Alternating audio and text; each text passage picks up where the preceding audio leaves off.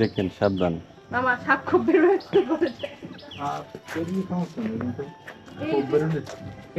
এখানে তো অন্তত মিনিমাম 3-4 হাত নিচু আছে, তার মানে একতলা পুরাই নিচে আছে। রাজবাড়ি যাওয়ার পর হতাশ হয়ে গেলাম। এইটাই কি মেইন বিল্ডিংটা? একটি মন্দির ছাড়া কিছুই গোছানো নেই এই রাজবাড়িতে। ভেঙে পড়েছে দরবার হল কিংবা আয়নাঘর বা রাজবাড়ির অন্যান্য কক্ষগুলো। স্থাপত্য ছিল না, তার মানে এই সাইডটা ছিল ওই যে রাজবাগান যেটা বলে না, বাড়ির পেছন সাইডটা রাজবাগান। পুকুর পাড়ে ছোট একটি বাসা অক্ষত থাকলেও তাও আজ ধ্বংসের দ্বারপ্রান্তে। রাজবাড়ির মধ্যে চলে দুষ্ট ও মাদকাসক্ত ছেলেদের আড্ডা। আসসালামু আলাইকুম, সবাইকে আমন্ত্রণ জানাচ্ছি দিনাজপুর সিরিজের তৃতীয় পর্বে। আজ আমরা দেখব দিনাজপুরের বিখ্যাত রাজবাড়ি, গোরে শহীদ ময়দান, মাতাসাগর ও অন্যান্য। চলুন দেরি না করে শুরু করা যাক। দুপুরের খাওয়া দাওয়া শেষ করে আমরা দেখতে আসলাম দিনাজপুরের সবচেয়ে বড় ঈদগাহ মাঠ। এটা এশিয়ার অন্যতম একটা বড় ঈদগাহ মাঠ।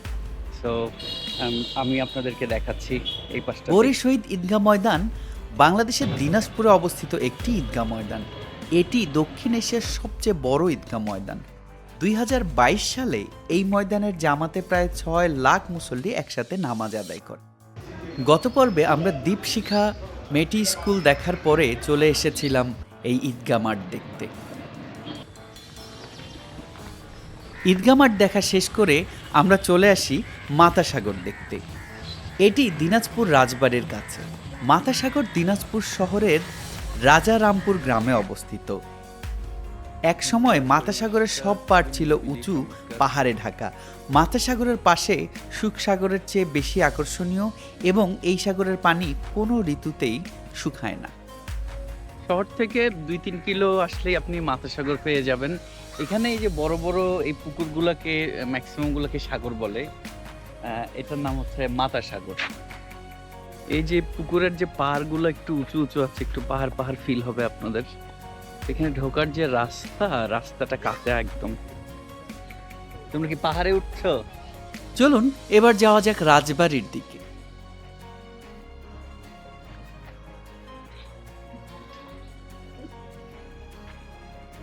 দেখি আপনি এবার লক দিয়ে দিবেন নাকি?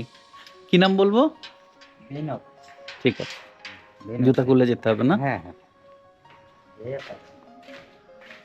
পুরনো ভবনগুলো ইতিহাসের একটি গুরুত্বপূর্ণ অংশ এবং জাতির গর্ব। দিনাজপুরের রাজবাড়ি বর্তমান দিনাজপুর শহরের উত্তর পূর্ব প্রান্তে অবস্থিত ধ্বংসপ্রাপ্ত নিদর্শন মাত্র। আমি এই মুহূর্তে আছি শ্রী শ্রী কালিয়াজু মন্দিরে। তা আমার সাথে আছেন দাদা। আপনি আপনার একটু পরিচয়টা জানাবেন। আমার নাম বিনোদ চন্দ্র সরকার। আমি রাজবাড়ি সার্বজনীন হরিসভা কমিটির সভাপতি।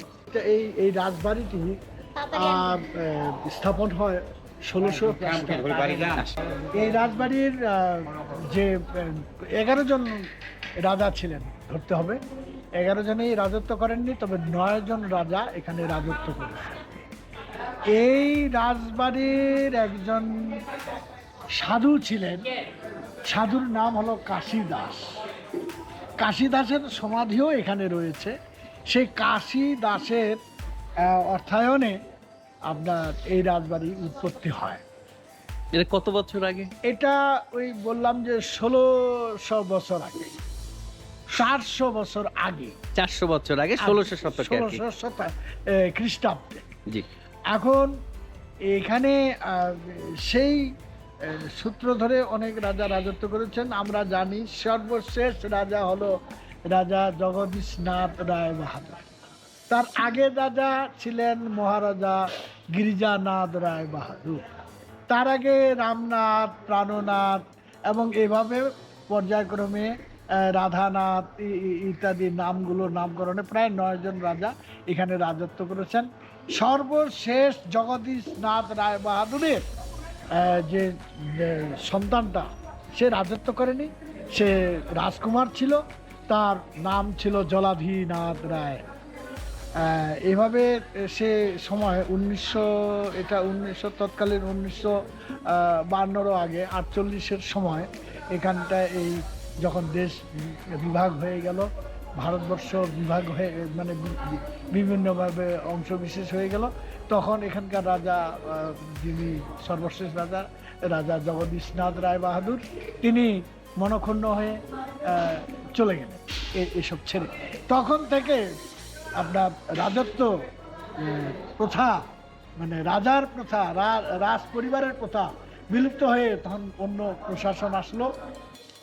এই প্রশাসন তখন এখানে একটি কমিটি এটাকে সংরক্ষণ করার জন্য একটি কমিটি গঠন করে দিয়েছিল।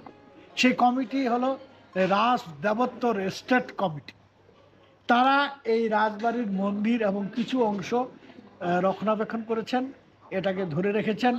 তো প্রত্যেকটি জেলার ডিসি মহোদয়েরা তারা যখনই এখানে আসেন বদলি হয়ে, তারাই ক্ষমতা বলে তারা ট্রাস্টি বাহাদুর হন এবং তিনি হন এই এজেন্ট কমিটির সভাপতি।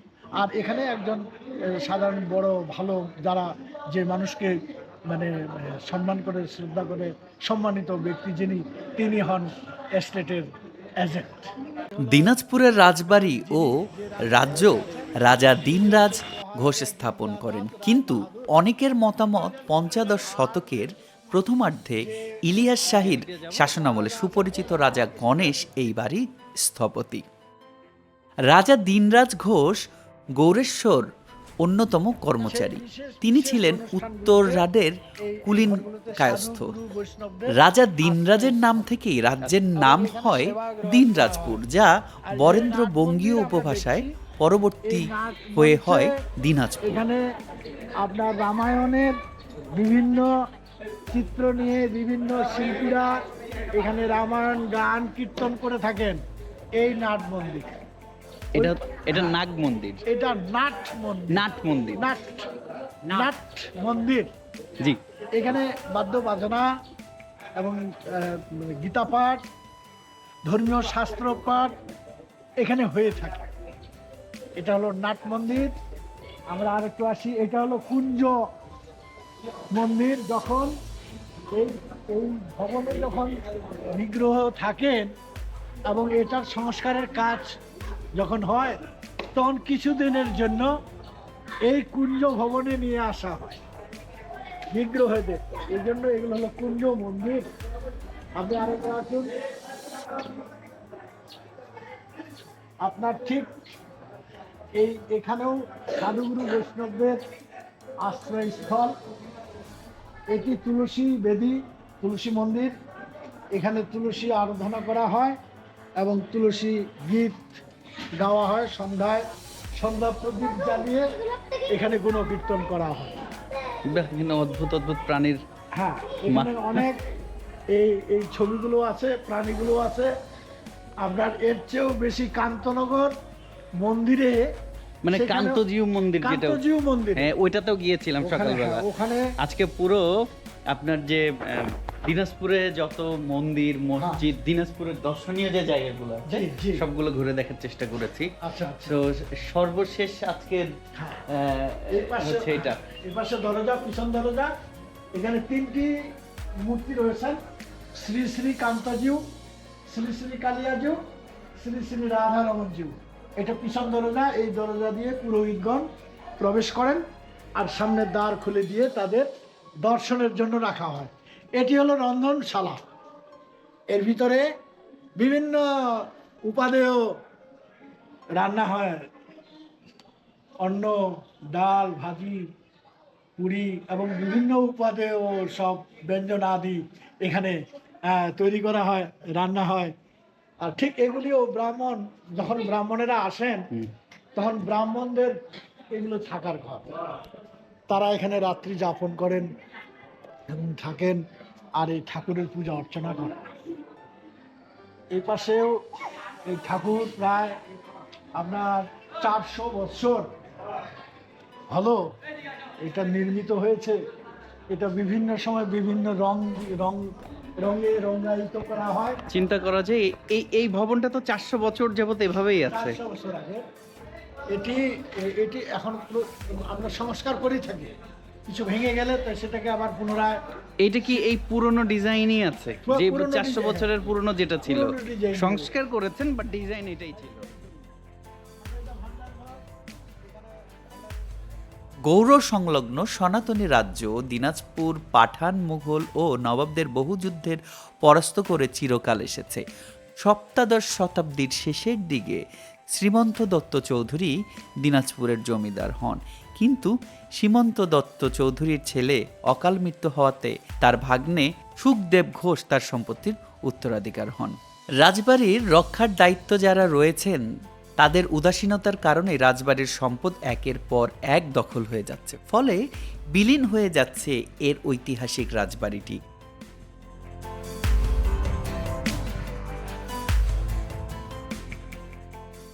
এখন আমরা রাজার দরবারটা দেখতে যাই, চলেন আপনাদেরকেও দেখাই।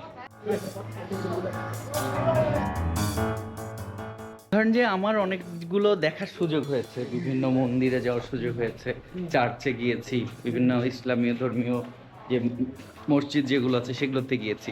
মোটামুটি ইন্ডিয়ার সাইডের গুলো দেখলাম অনেক গোছানো, নিট অ্যান্ড ক্লিন, কিন্তু বাংলাদেশের গুলো কিন্তু মনে হয় একটু গোছানো না, বা আরেকটু ক্লিন থাকতে পারে, আরেকটু সংরক্ষণ করার সুযোগ থাকলে আমার কাছে মনে হয় আরো পর্যটকদের আকর্ষণের কেন্দ্র হবে বলে আমার মনে হয়। এইটাই কি মেইন বিল্ডিংটা? এদিকে এইটা কোন বিল্ডিং? এইটাই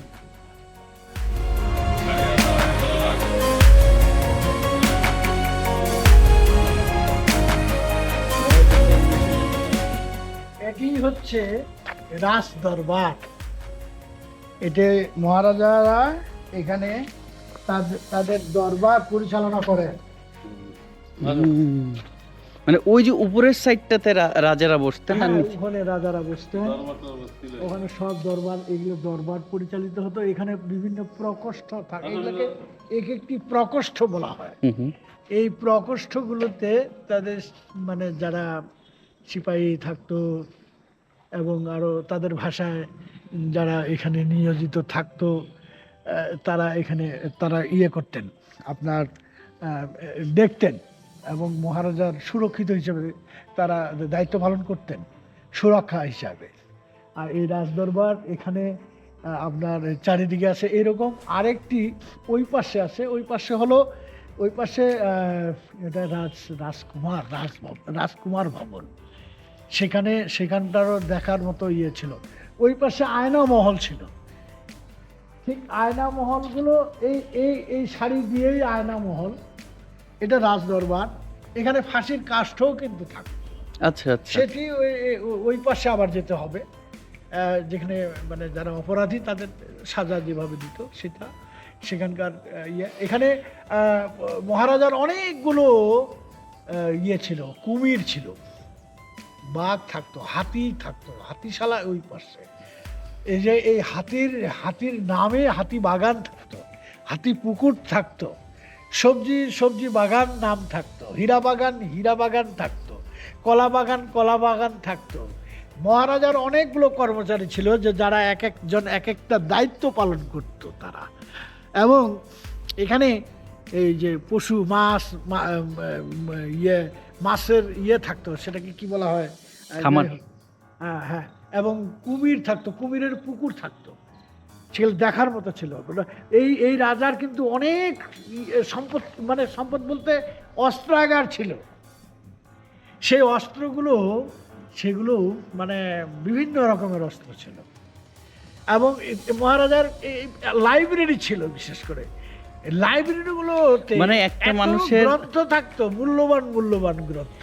একটা মানুষের মানে যা শখ থাকতে পারে জীবনে, যা প্রয়োজন সবগুলোই এখানে ছিল। কিন্তু আপনি কি চিন্তা করছেন যে এক কি জৌলুস ছিল, এবং আজকে কি অবস্থা? তার মানে রাজ্যেরও এক সময় পতন ঘটে যায়। যত বড়ই হন আপনি, একদিন সেটা শেষ আছে, ক্ষয় আছে। তো আজকে যে এটা দেখতে এসে মানে এটাই হচ্ছে সবচেয়ে বড় শিক্ষা আমার জানা মতে। আমি এই যে মহারাজার যে একটা সকল ছিল, এখানে একটা সকল বলা চলে, যাই হোক এখনকার ভাষায় এটা কি, এখানে কিন্তু সব জল কূপ ছিল আর কি, পানি তোলার। আমরা এই কূপটা কুয়া বলে যেটা আর কি, কুয়া, এটা এত গভীর ছিল যে আমরা ছোটবেলায় যখন আসতাম হয়তো একটা ঢিল বা একটা ইটের টুকরো এখানে ফেলতাম, অনেকক্ষণ পর শব্দ হতো। মানে অল্প গভীরতা থাকলে তো শব্দ হতো না, অল্পতেই শব্দ হতো, কিন্তু ফেলতাম অনেকটা পরে তখন শব্দটা উঠতো, টুম শব্দ হতো।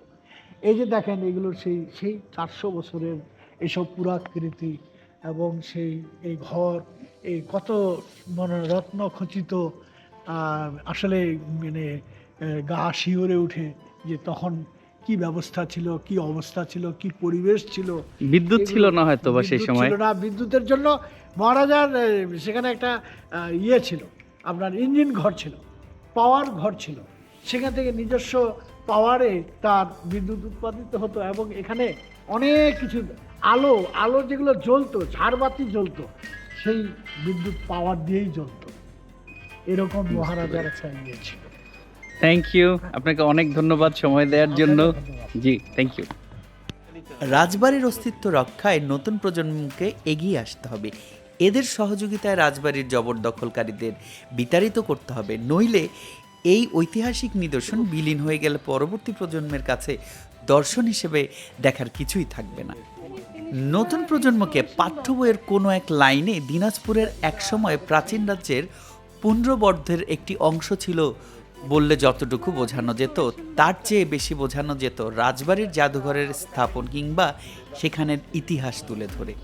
গুপ্ত ও পাল যুগের বিভিন্ন নিদর্শন বলে দেয় দিনাজপুরের ইতিহাস। দিনাজপুরের রাজবাড়ির মহারাজের গড়া দিনাজপুরের 5টি সাগর, এর মধ্যে রয়েছে মাতা সাগর, রামসাগর, আনন্দ সাগর, সুখ সাগর ও জুলুম সাগর। দেখেন সাবধান। আমার সাপ খুব বের হচ্ছে বলেছে। এখানে তো অন্তত মিনিমাম 3-4 হাত নিচু আছে, তার মানে একতলা কুড়াই নিচে আছে।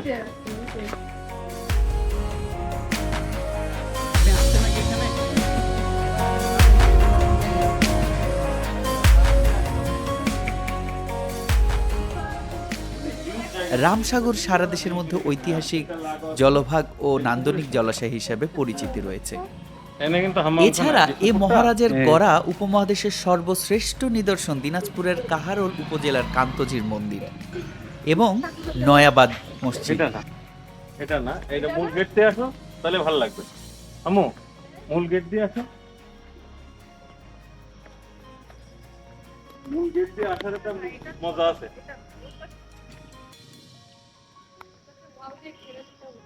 এই যে বাড়ির মহিলারা ঠিক এই সাইডটা থাকতো। আচ্ছা, তাদের গোসলের জায়গাটা এটা না, আমরা নিজেরা আবিষ্কার করে নিলাম। হ্যাঁ,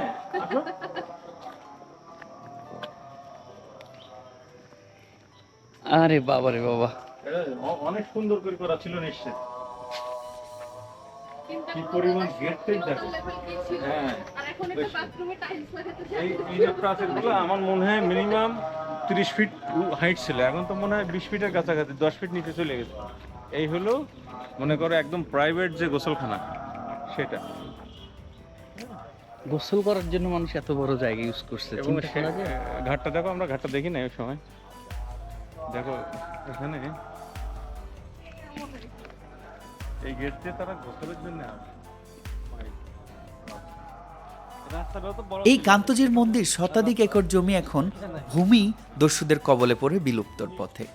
এবার আসি দিনাজপুরের মহারাজের সিংহাসন নিয়ে। সিংহাসনটি বর্তমানে জাতীয় জাদুঘরে রয়েছে।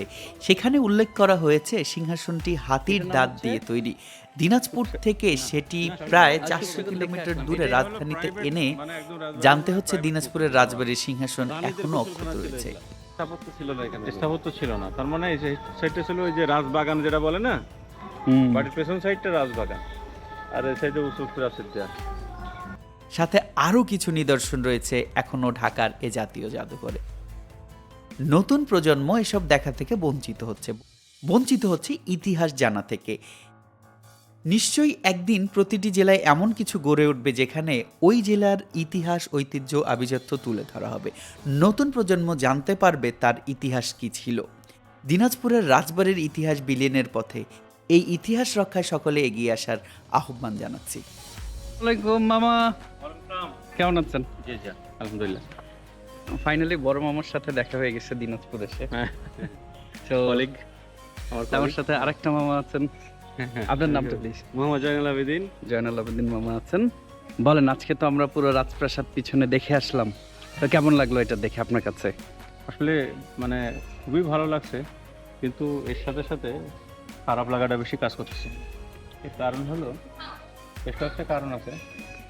1 নম্বর কারণ যেটা আমি মনে করতেছি যে কোনো রক্ষণাবেক্ষণ নাই।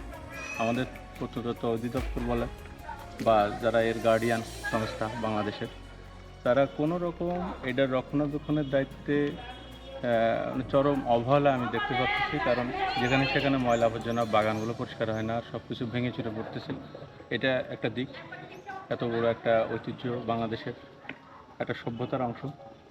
2 নম্বর হলো যে এখানে এমন কোনো সাইনবোর্ড বা জাতীয় কিছু নাই যে এখান থেকে আমরা মানে ভালো কিছু, যে টোটাল সম্পর্কে একটা সম্যক ধারণা পাইতে পারি, এর ইতিহাস সম্পর্কে জানতে পারি, বা কোনো স্টুডেন্ট বা যারা দর্শনার্থী আসে তারা কোনো সম্যক ধারণা এখান থেকে পাওয়ার মতো কোনো ইনফরমেশন, কোনো বোর্ড বা কিছুতে নাই। সো মানে এটা আসলে খুবই কষ্টদায়ক। যা আমি এখানে আসলাম, ঘুরলাম, দেখলাম, ছবি তুললাম, এটাই আমরা আসলে আমাদের বানায় নিয়ে ফেলছি। কিন্তু এর যে মূল জিনিসটা, আমাদের জ্ঞান অর্জন করা বা আমাদের পেছনটাকে জানা, অতীতটাকে জানা, যা আমাদের পূর্বপুরুষরা এখান থেকে 400 বছর আগের এই স্থাপনাগুলো তারা কিভাবে শাসন করছিল, তার কোনো ইনফরমেশন এখানে নেই। আমার একটা প্রশ্ন ছিল, মানুষজন আসলে এই যে অনেকেই মনে করে কি পুরনো বিল্ডিং দেখতে যাও, কি পুরনো বিল্ডিং এর ভিডিও বানাও, তো আপনি কি বলবেন যে আসলে এখানে আসলে শিক্ষাটা কি পাওয়া, এখান থেকে মানুষ কি শিখবে? আসলে এটাই তো হলো আমাদের শেকড়, মানে পুরাতন ইতিহাস, ঐতিহ্য, আমাদের সংস্কৃতি, সব কিছু আসলে পুরাতনের ভিতরেই আছে। তো এখান থেকেই শেখার আছে কিছু। ইতিহাস থেকে আসলে মানুষ তার সমস্ত কিছু শিক্ষা গ্রহণ করে। হ্যাঁ, তো সেক্ষেত্রে আমরা এটা আমরা যদি সংরক্ষণ না করতে পারি, এখান থেকে যদি কিছু না নিতে পারি, আসলে আমাদের পরবর্তী প্রজন্ম আর কয়েক প্রজন্ম পরে দেখা যাচ্ছে যে এটা খুঁজে বিলীন হয়ে যাবে। জি, বিলীন হয়ে যাবে। তো এটাই আসলে কষ্টদায়ক। আর শিক্ষণীয় বিষয় তো অবশ্যই আছে। এই রাজবাড়িটার যারা নিয়ন্ত্রণ করত, যারা রাজা ছিল, তারা এখানকে কিভাবে শাসন করত, অথবা কোনো শোষণ করতো কিনা, বা তার যে জিস্ট একটা হিস্ট্রি, মানে তাদের জীবন যাপন, কালচার কত সমৃদ্ধ ছিল।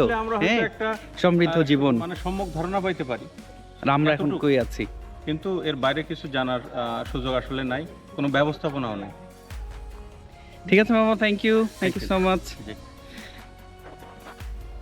মামা আপনি বলেন, কেমন লাগলো আপনার এই জায়গা ঘুরে? আলহামদুলিল্লাহ ভালো লাগছে। তো এখানে আসলে এটা রাজপ্রাসাদ, এটা প্রাচীন ঐতিহ্য, রাজার আমলে যে ধরনের এটা ছিল, আসলে সেই ধরনের আসলে কোনো সংস্কার নাই এখানে সংস্কার নাই। এখানে আসলে যে বিল্ডিংগুলো আছে জরাজীর্ণ হয়ে আছে, ভেঙে চুরে আছে, ময়লা আবর্জনা ভর্তি আছে। এখন প্রশ্নটা হলো, যদি ভালো কোনো গাইড এখানে থাকতো, তাদের হেল্প নিয়ে যদি জায়গাগুলো ঘুরে দেখা যেত, মানে এখানকার ইতিহাস, ঐতিহ্য কি, তাদের মুখ কতজন রাজা ছিল, কে ছিল, কোন কার পর কে, কোন রাজা এসেছেন, বিচার ব্যবস্থা কেমন ছিল, কাদের অধীনে কি হয়েছে, ডিটেইল থাকলে ডেফিনেটলি ভালো লাগতো।